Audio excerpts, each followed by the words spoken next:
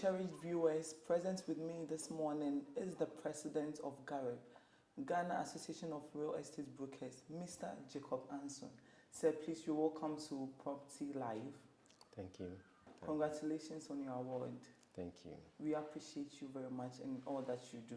Thank you very much. This morning, our discussion is basically about your standards and your role in the organization. Can you briefly talk to me about it? Yes, I can. GAREB, as you know, is the Ghana Association of Real Estate Brokers. So it's a group of brokers coming together.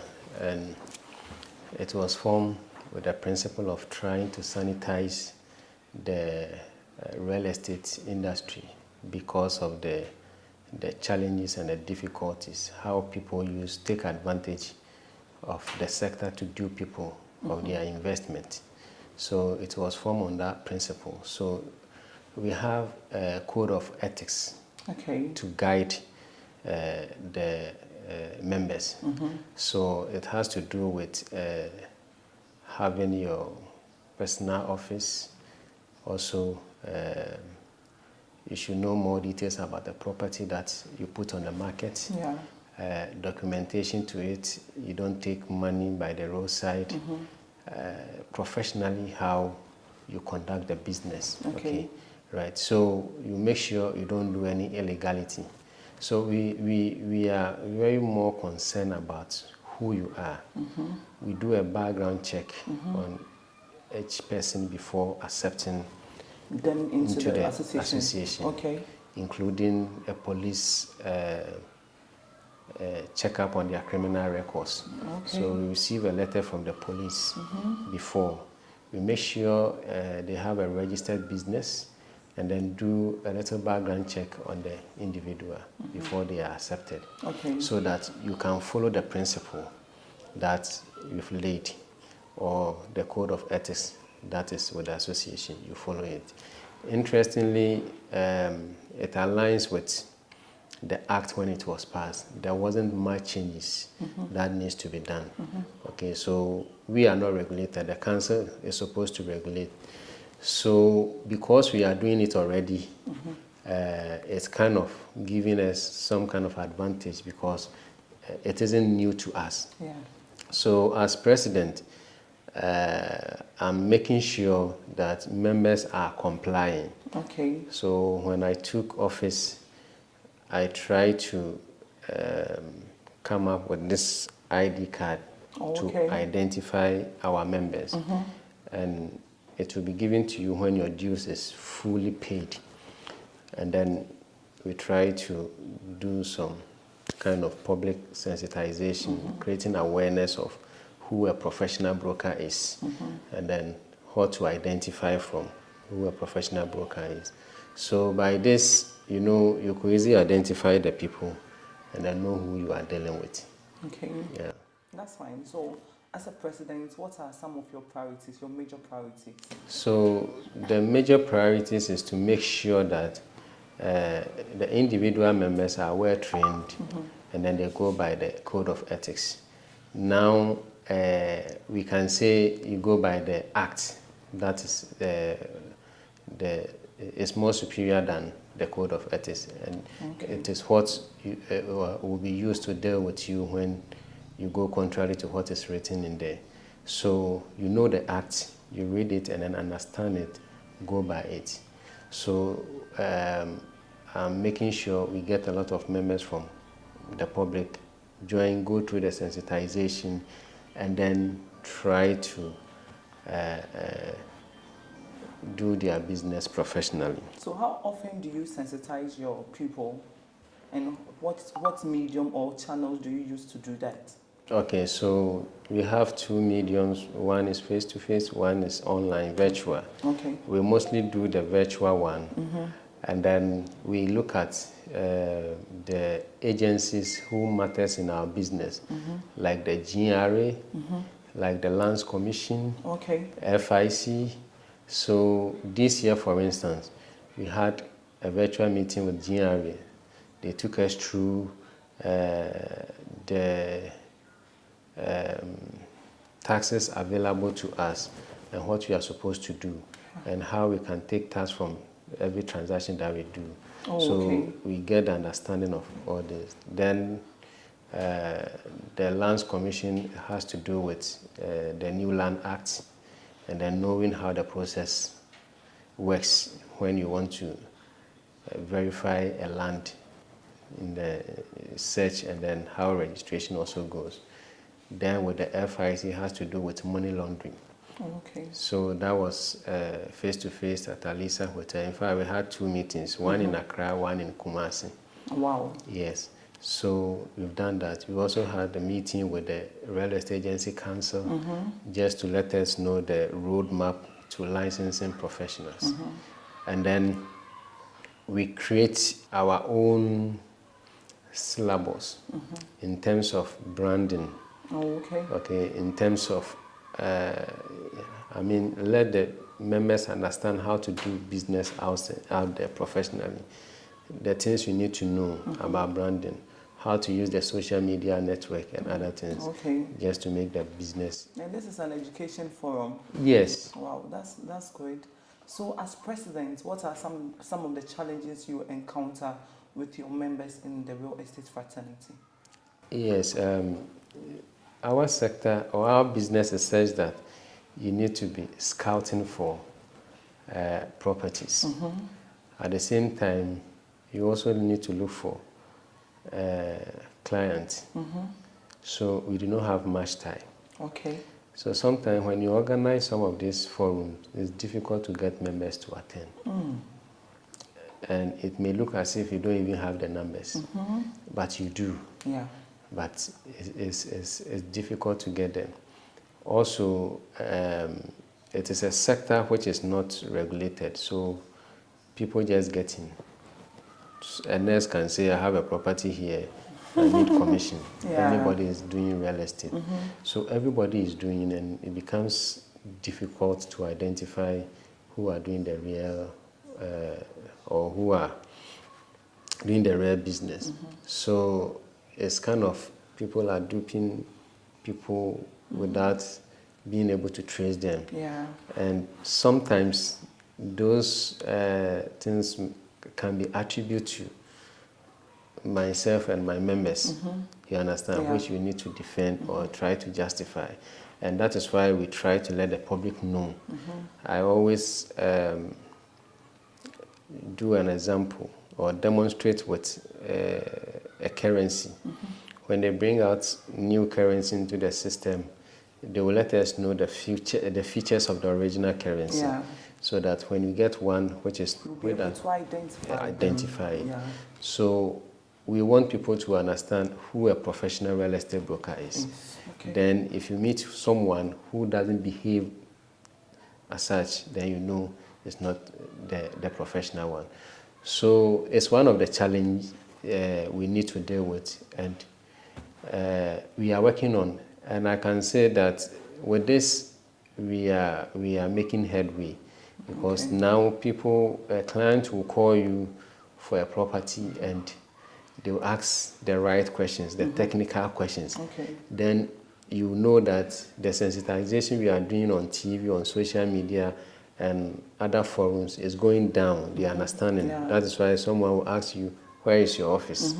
Okay, then he can ask you, what is the name of your company? Okay, are you a member of Do you have any ID card or something? Beautiful. You understand? So these questions are coming up. So it's giving us the impression that people are buying into this. So it's a major challenge, but gradually we are dealing with it.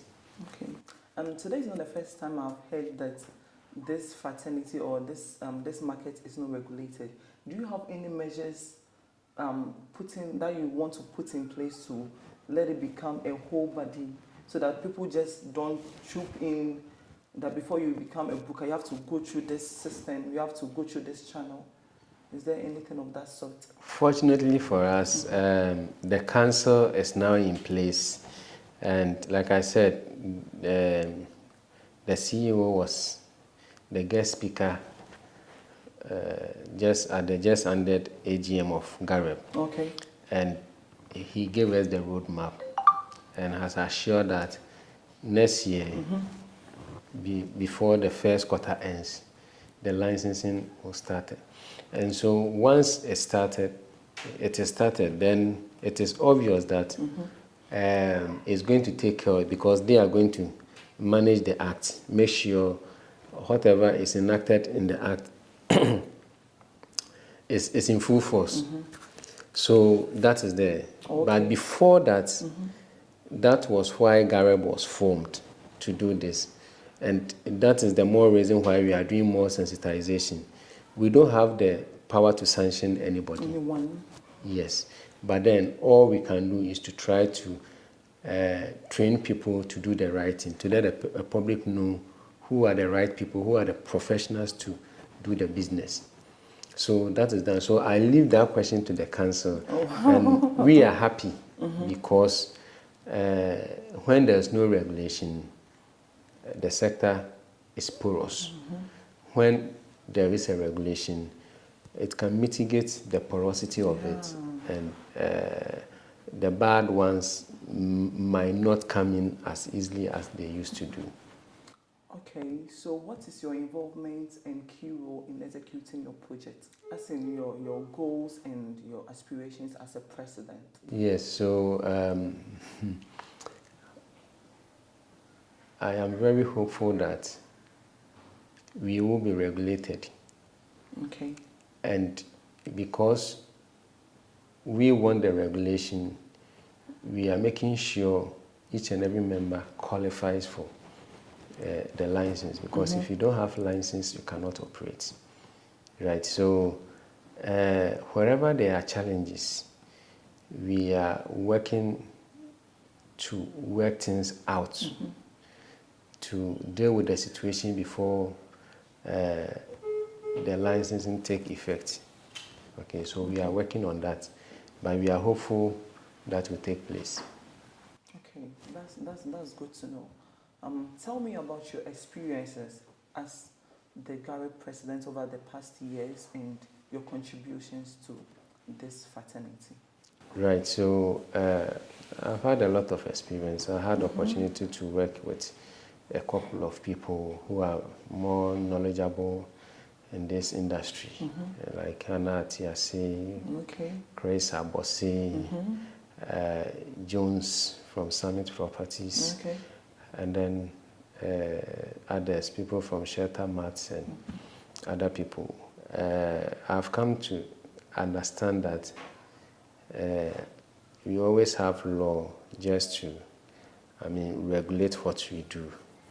Even if there is no law, you can create your own law, make sure you are doing the right thing. But then you work with people and understand how people have different ideas, different ways of doing their business, still in the right way. So this have helped me a lot. And, starting with Gareb from somewhere February, I have improved upon whatever I do in my personal business. And that is how it is helping me to bring up more ideas.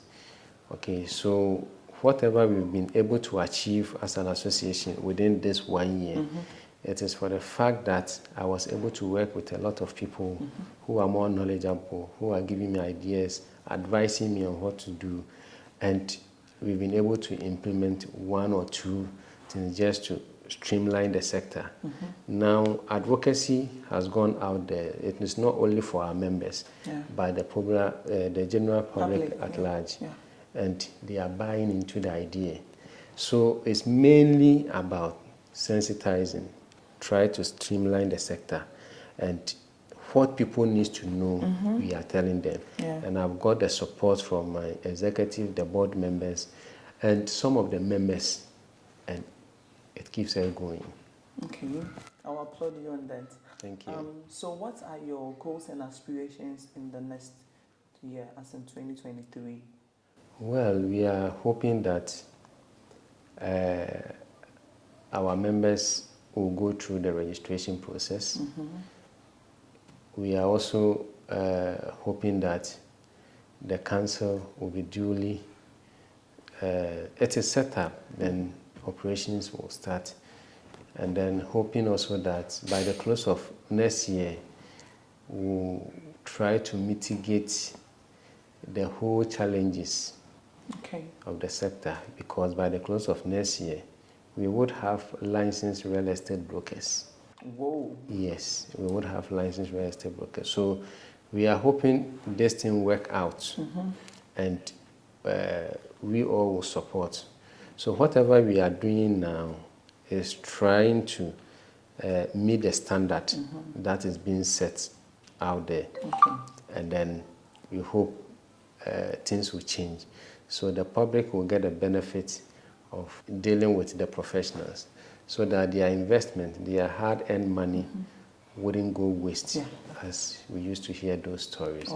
They will have confidence in the sector, they will have confidence in the system, and investment wouldn't be challenging. So how do you intend to achieve these goals? We have little to do, and the little we have to do is compliance. So our focus is to know what we are supposed to do and comply. This is not only your job, it has to do with everyone. Everyone. It is about compliance. And then how the council will also start the implementation. You understand? But I can tell you that the whole thing will have to do with how the public will receive this information and then act upon it. So if the council come out and say that, okay, we have licensed about 10, 20 people, then obviously everyone in Ghana have the duty of dealing with these few people that the council said we have registered them. So if we all want to, the public at large, want this sector to be regulated, then you go by it, by using those that have been licensed. So if you don't want it and you still do the old things, that will go out of our way. There's nothing we can do, because we have done our best. Whatever we're supposed to do, we have done it. But I'm sure it is investment we are talking about here, and everybody wants to protect the investment. It's like the insurance company. You go for insurance for fire, for car, whatever, but you still have to protect your property. Of course you have to. So you are investing a lot of money, so you don't want your investment to go waste. How do you protect your investment? Is by dealing with the licensed professionals. So if you want it that way, then of course going forward, we will have a good story to tell at the end. So I'm coming to your clients. How hard is it to keep them on home tour and decision making? As in, this is what I want, this is what I've seen, and I'm going in for it. How hard is it? They are both hard, you know. So as an association, there was a time we set some boundaries. That, okay, we are not viewing more than 4 properties. Because somebody can take you around a whole day and will still not get what he or she wants. So as part of our training, we've made members understand that just get the information from your client. Understand what your client wants first. Sometimes when you go to the hospital, the doctor will be asking you questions, listening to what you are telling him. Then we'll be able to prescribe a medicine. So listen to your client and then know what he or she wants. Then when you are moving the client, you know the exact property that you take your client to. You know, as for this property, the client is going to like it by all means, because of the information you have already received. So that we've taken care. But making choice is also another thing. There are a lot of properties, and each and every one, you can tell me what you want, but you are looking at it with a different eye. I'm also looking at it at a different. Exactly. So it's difficult, but then we are able to manage our way through. Sometimes if we deal with the client, we may not even close the deal.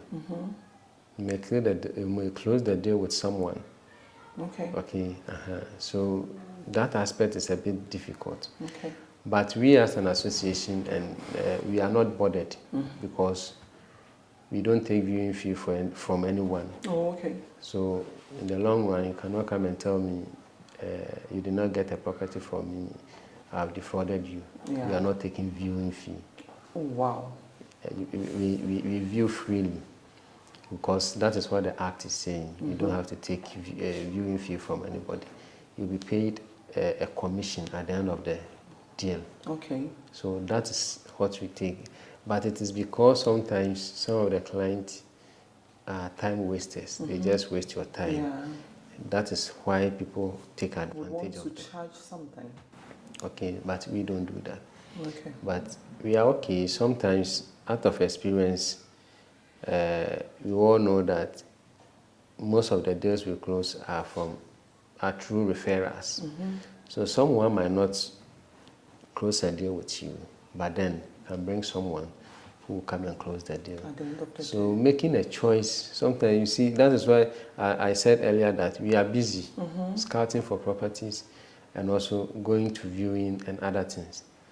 But you can go for a whole month. Sometimes you may not get any deal to close. Sometimes you may get. So they are challenging, but the individuals have their way of working around it to make it happen. Okay. Okay. So it is known that dealing with real estate agents are sometimes very difficult. So as a president, how do you manage or deal with such occurrences?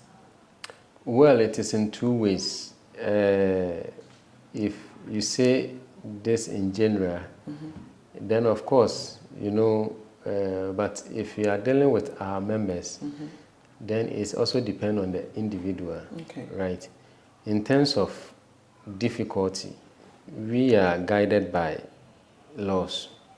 So if I meet you, you are my client, I need to take some information from you. I am mandated to do that, and I need to give those information. And those information needs to be on paper. And people are not comfortable with that. So as an association, the members are shortchanged, okay, because we've gone through the FIC training, who are fighting money laundering, okay, and they want us to help them fight the money laundering. They will come to audit us, okay. So we need to have document of every transaction we close. You understand? Yeah. So knowing that a lot of people don't want to give out this information, then it becomes difficult. So they see us as being difficult. That is where those that are not regulated, they will go to them. Yeah. You understand? And deal with them. So it's really difficult when it comes to that, and that is why we lose a lot of prospects who wants to do investment or buy property. But we are okay because at the end of the day, that is how we are supposed to do our business. And that is why we are happy the council is in place to regulate, because they will have the full power. They will be backed by law to sanction those who do not comply. So Mr. Anson, as president, what drives your edge in keeping the real estate market together?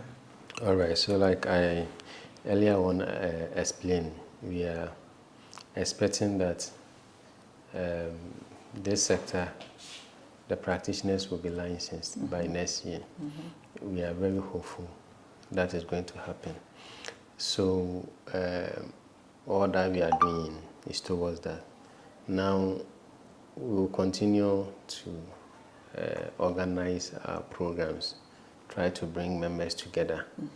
Okay, once we have program, we have networking sessions. Sometimes we organize programs purposely for networking, just to meet members, talk about businesses, and sometimes through that we are able to get new businesses. Sometimes we get to know ourselves better. Okay, so this keeps us going. You understand? It brings us together. Individual members may organize their own program and invite members to come. Okay. sometimes they may be managing a property, they will be having an open house, they will invite members to come. Okay, this is the togetherness that is always bringing us together.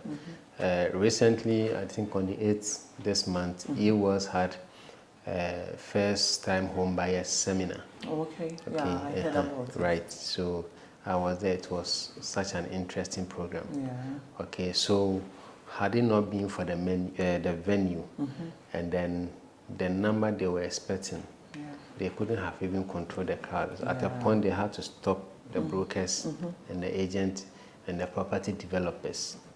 Okay, and a lot of people were disappointed.